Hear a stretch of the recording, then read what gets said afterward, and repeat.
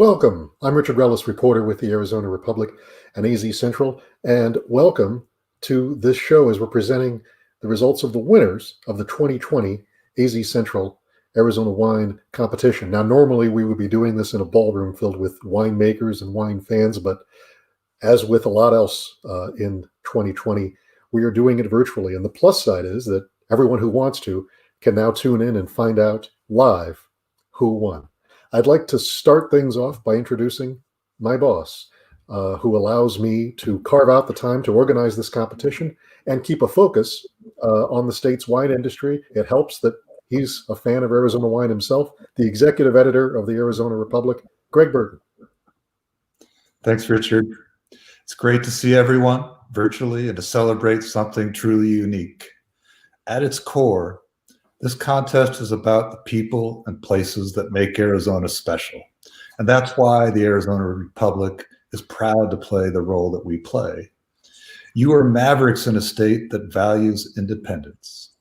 There is no place on earth like Arizona. There are no wines like yours.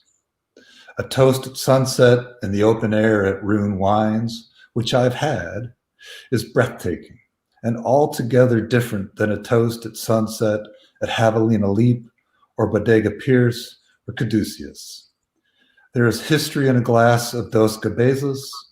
There is history in a sip of Callaghan, the winery that poured bottles of President Bill Clinton's State of the State dinner just 8 years after its founding.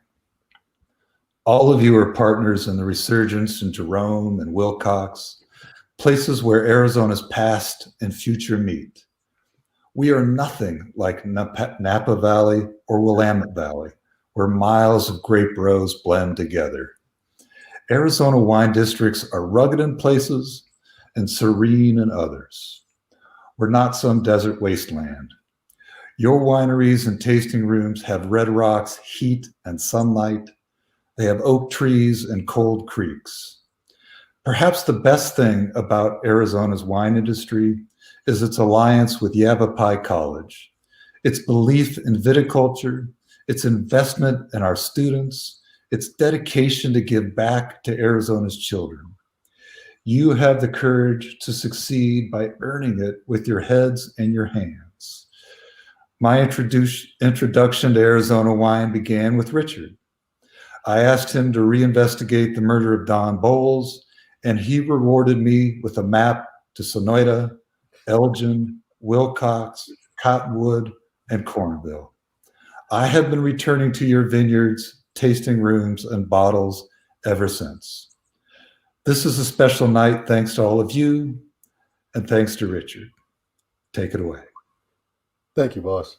Now, this Gala Awards banquet is typically, in normal times, it would have been followed by a weekend festival in person with all the wineries pouring for customers, but these are not normal times. And so the festival becomes a virtual this year. It becomes a festival, and that's Saturday, December 5th at 1 o'clock. For tickets, head to the Arizona Wine Growers Facebook page, AZ Wine Growers, one word, or that link right there that you see in front of you. Now to the competition itself. The judging was held November 2nd at Mountain Shadows Resort in Paradise Valley. Now, the competition looked different this year. We instituted measures to comport with best guidance on preventing the spread of COVID-19. And although it's been a strange year for wineries, it did not affect the number of entries. More than 230 entries were received from 27 wineries. Judges on the panels tasted and scored each wine individually, then discussed with other judges what medal, if any, to award each wine: bronze, silver, gold. And if all members of a panel had individually scored a wine gold, it was awarded a double gold. And additionally, in some competitive categories, best red blend, Viognier, judges could designate wines as best of class.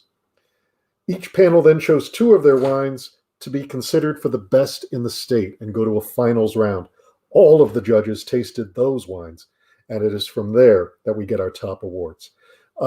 About 70% of the wines that were entered earned some recognition, some merit, a bronze medal at least.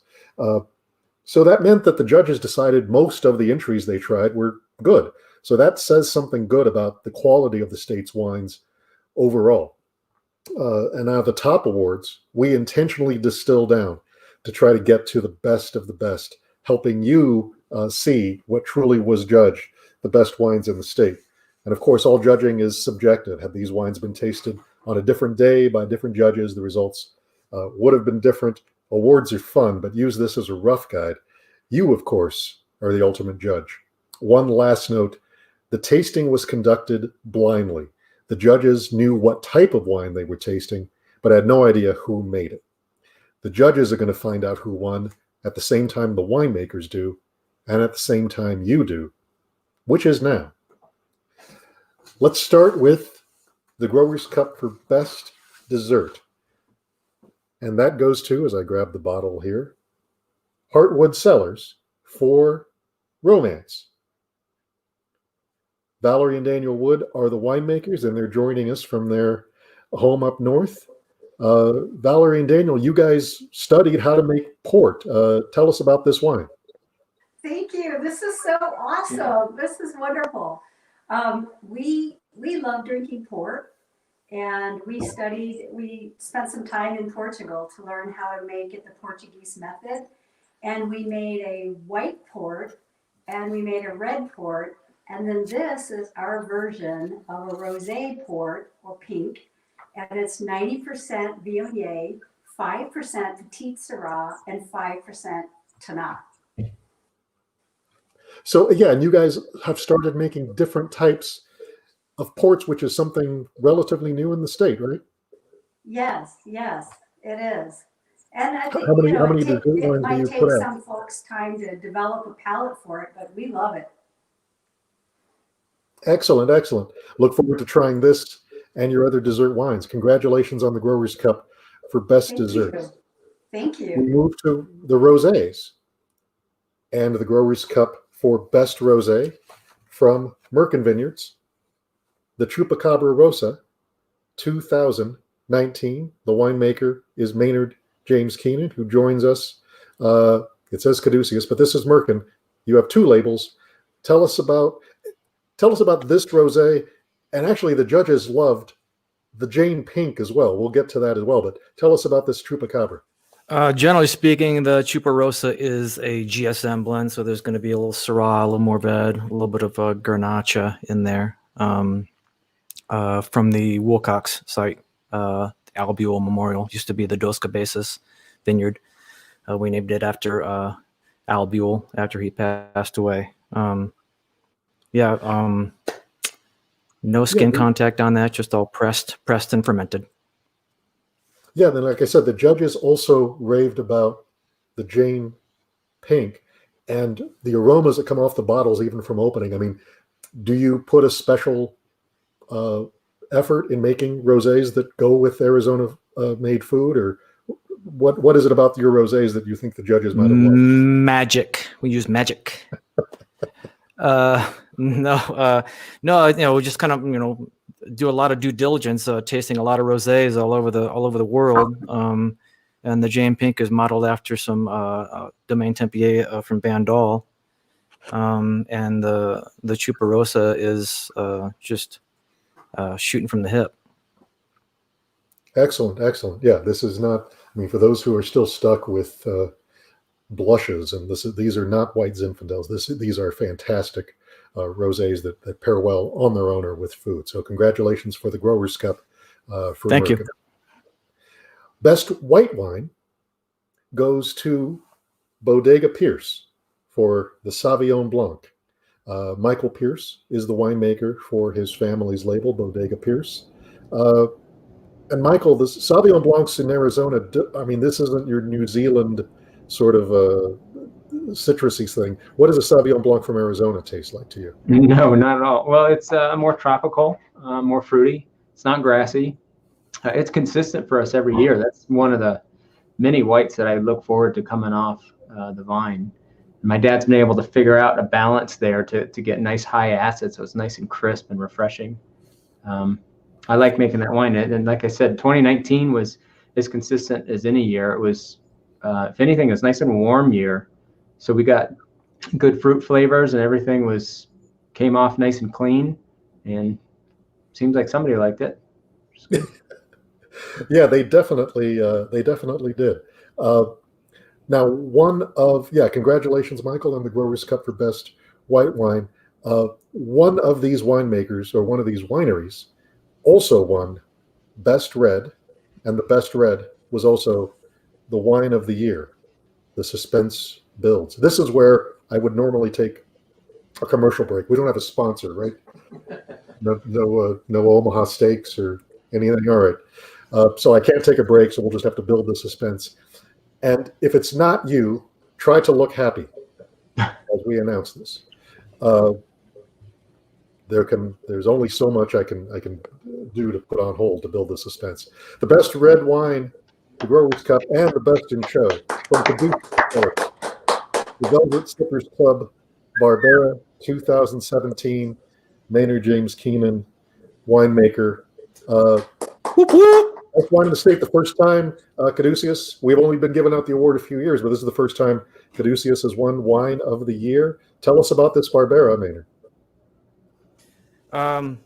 The Yavapai County fruit, Barbera. I think the Yavapai County in general, just the Verde Valley, is pretty suited for things like Barbera, Nebbiolo.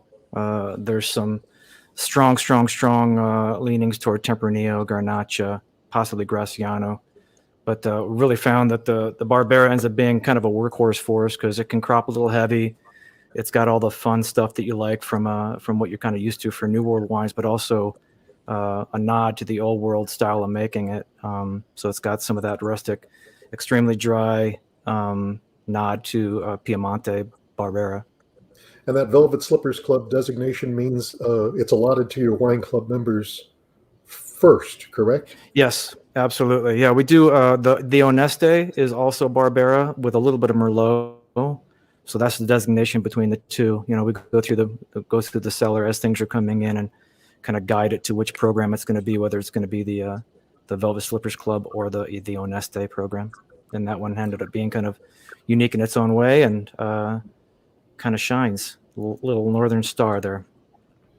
Yeah, and when the awards come out, and you know, as the reporter, I look for stories and patterns and stories to tell in giving them out. And it almost seems here that not only Maynard did you win Wine of the Year, but you have a hand in like the other winemakers on the screen here. I mean, you were key in getting the Yavapai College program going, the program that Michael Pierce runs. Southwest Wine Center won Wine of the Year last year. You also run a co-op where Heartwood Cellars sells their wine out of. They're graduates of Yavapai College and now use your co-op to make wine. Is this like proof of concept of what the college and the co-op can do? I think it's more proof of what the Southwest Wine Center program can do. The area itself, you just get out of the way. Arizona is going to present you with some fantastic grapes, and Michael's been absolutely key in teaching people how to get out of the way and let the state speak for itself. So I think if any credit is due, it goes to Michael and the Southwest Wine Center. And just Arizona grapes in general. All these people, you know, Michael, Oddity Wine Collective, Iniquus Cellars, Heartwood, they're all fantastic winemakers in their own right. Are the first people out of the gate were Chateau Tumbleweed making fantastic wines. I highly suggest you go visit them. But you know, this is the state speaks first. I mean, I was a little bit of a catalyst to kind of get things going, but you know, credit goes to the state and credit goes to Michael for ushering these people in the right direction. Yeah, and if I was in your shoes, I'd just claim all the credit. So I'm glad you're showing some. I invented wine. Let's be honest. I invented it. Just kidding. The full list of winners is going to be posted soon on AZ Central, but I'll break the suspense for those of you who are here. Maynard, besides best wine in the state, your Puscifer Queen Bee Sparkling Rosé was named best of class in sparkling. Your two rosés took best of class. The single varietal rosé for the Jane Pink, and obviously the Chupacabra Rosa, the rosé blend. The Caduceus Barbera took a double gold. So did the Velvet Slippers Club Sangiovese. Oh yeah, Sangio does great in Arizona. I'm sorry? Sangio does great in Arizona as well, especially down in there's some Woolcock stuff that's fantastic. You got double golds for also the Merkin Shinola Rosado. So these judges love your rosés. and the Merkin 2019 Chupacabra Blanca. So a lot of hardware coming your way. Congratulations. Awesome. Bling, bling. A double gold for the Sauvignon Blanc. Also double gold for the 2017 Graciana, the 2018 Petite Sirah, and a best of class for the 2019 Southwest Wine Center Viognier. The vintage last year took Wine of the Year in this competition. Nice. That's excellent. Yeah, I don't deserve credit for that one. That's for sure. Or the other ones. I think my dad deserves the credit for all those other ones you listed. Dan the man. Yeah. Yeah, yes. If you haven't met Dan Pierce, he's a wonderful man to meet down in Wilcox. Heartwood, besides the double gold for the Romance, which was brought up as consideration for Wine of the Year by the judges, you had a best of class in non-traditional red blend, the most crowded category in our competition for the 2018 Heartwood Cellars Serendipity. So congratulations on that as well. Yes. Congratulations to you and all of the winning winemakers. Again, the virtual wine festival is Saturday, December 5th at 1 o'clock. Head to the Wine Growers Facebook page, AZ Wine Growers, one word. The full list of winners is on AZ Central. Some top winners will be scrolling as soon as we finish here. Thank you for watching. I'm going to go get some wine. Cheers. Thank you, guys. Thank you. Cheers.